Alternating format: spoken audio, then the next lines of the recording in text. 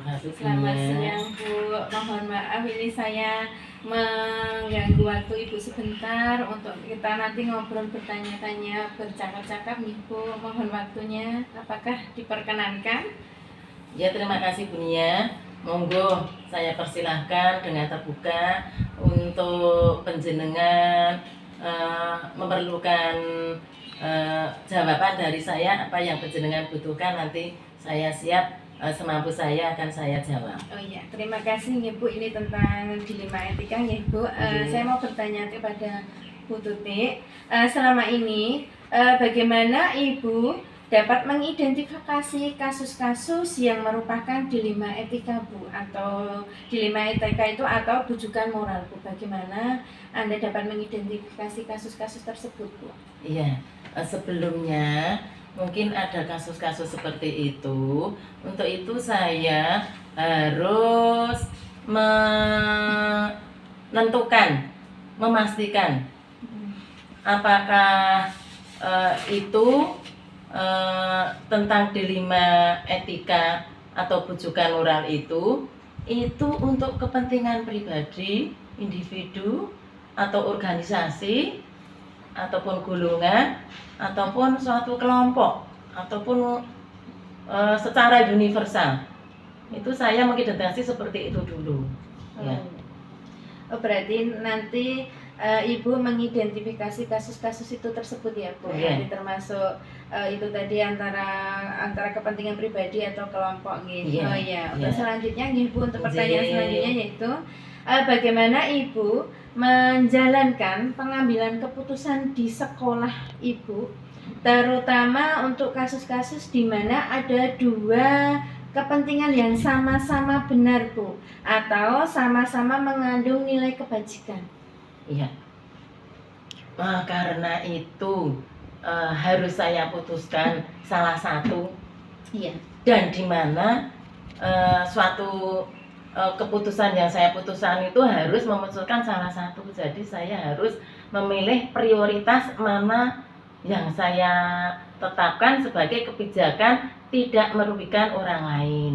Jadi saya pertama mengumpulkan informasi dulu. Iya.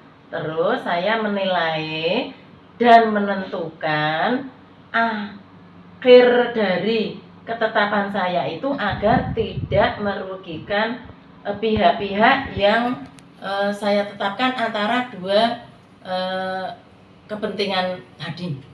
Seperti itu ya Bu. Berarti dalam Ibu tadi mengumpulkan informasi dulu, terus Ibu menilai alternatif yang akan Ibu tentukan tadi, terus nanti Ibu juga mempertimbangkan nanti merugikan atau tidak merugikan pihak-pihak yang lain. Jadi dalam memilih keputusan itu benar-benar kita membutuhkan pemikiran yang sangat luar biasa gitu. Untuk selanjutnya ya Bu, langkah-langkah atau prosedur seperti apa yang Ibu lakukan selama ini Bu? Dalam menentukan pengambilan keputusan itu tadinya. Pertama-tama saya melihat dulu, saya mengidentifikasi keputusan yang akan saya ambil.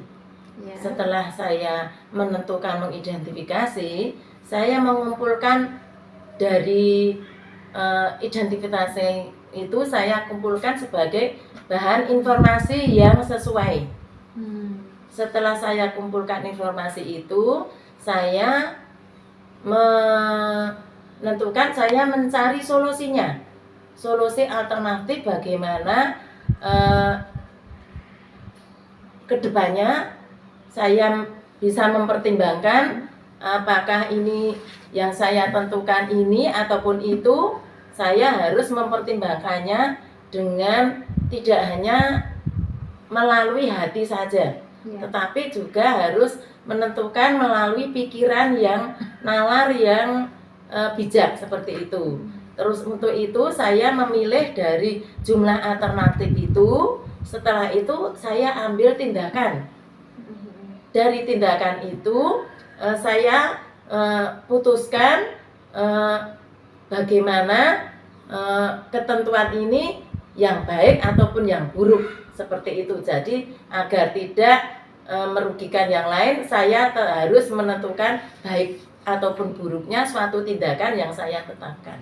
Oh ya, seperti itu ya Bu. Berarti langkah-langkah yang atau prosedur yang Ibu Tuti lakukan selama ini dalam mengambil keputusan, yaitu ada mengidentifikasi keputusan, mengumpulkan informasi dulu ya Bu, biar kita tahu kita harus melangkah seperti apa. Terus kemudian Ibu juga tadi mencari solusi atau alternatifnya, dan juga mempertimbangkan buktinya, dan memilih jumlah alternatifnya, dan yang terakhir itu ada tinjau keputusan nggih. Nanti ada pengaruh baik dan buruknya gitu nggih. Bahasanya tinjau keputusan.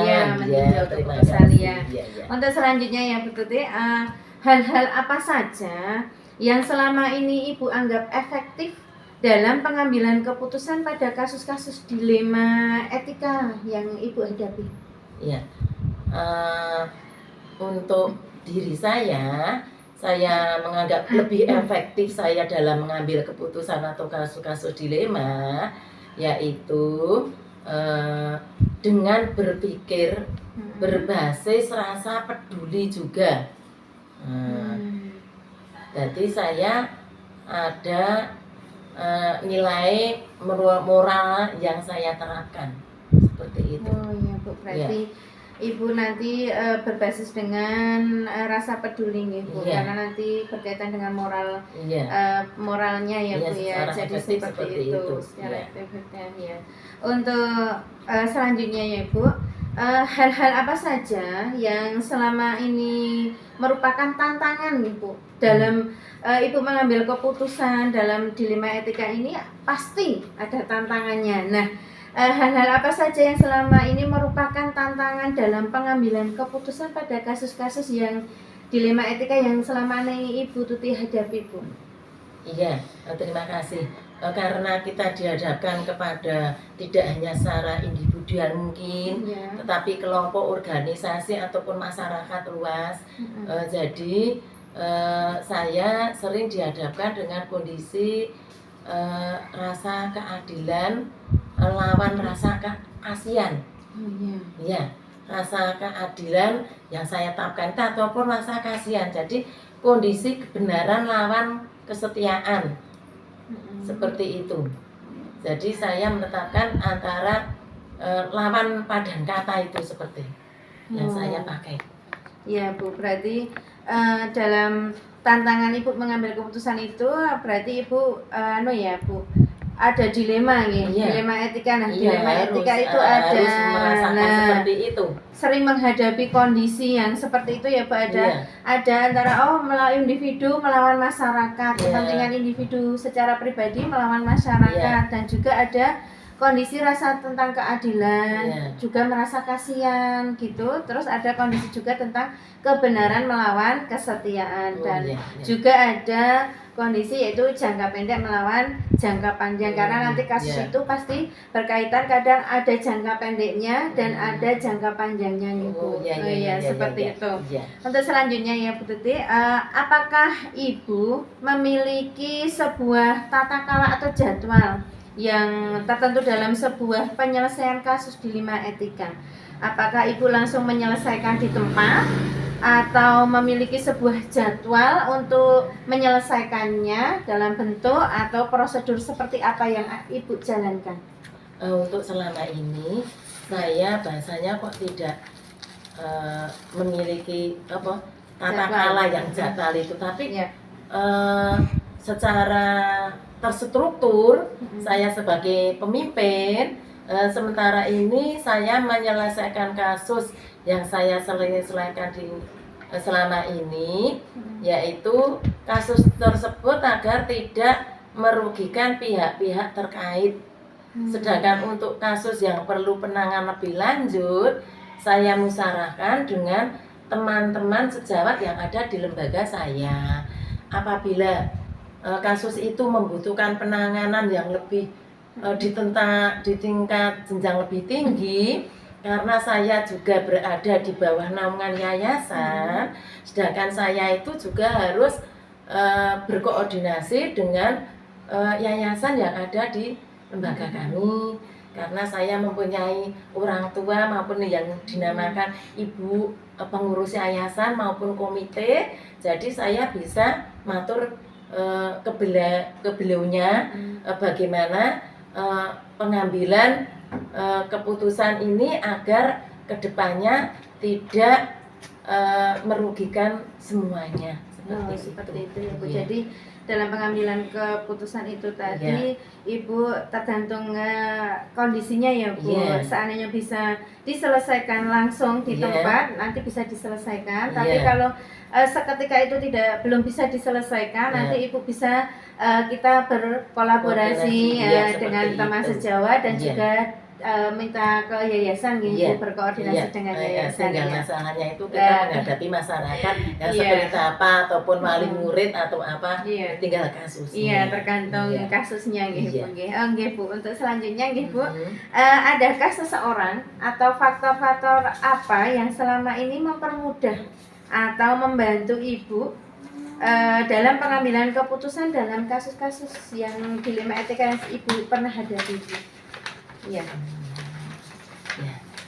Faktor-faktor yang bisa mempermudah ataupun membantu saya dalam pengambilan keputusan kasus dilema yaitu tentang posisi ataupun kedudukan. Kedudukan maksudnya kedudukan saya atau kedudukan teman-teman dalam sejawat ini. Terus yang kedua, saya minta pendapat teman sejawat.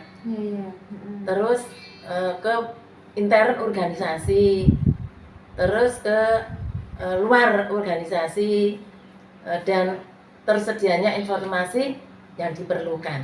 Seperti itu. Seperti itu ya Bu. Berarti faktor-faktor yang mempermudah itu ada.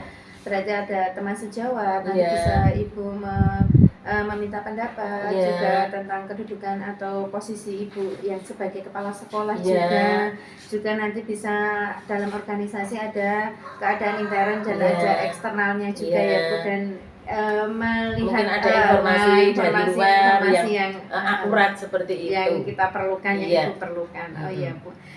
Yang terakhir ya Bu pertanyaannya, dari semua hal yang telah disampaikan, kira-kira pembelajaran apa yang dapat Ibu petik dari pengalaman Ibu dalam mengambil keputusan dilema etika Bu? Ya, selama ini yang pernah saya alami tentang pengalaman yang dapat saya petik pada pengambilan keputusan dalam kasus dilema etika yaitu sebelum saya mengambil keputusan setiap masalah ataupun kasus sangat perlu ditelusuri penyebabnya dulu. Dari masalah tersebut penyebabnya apa.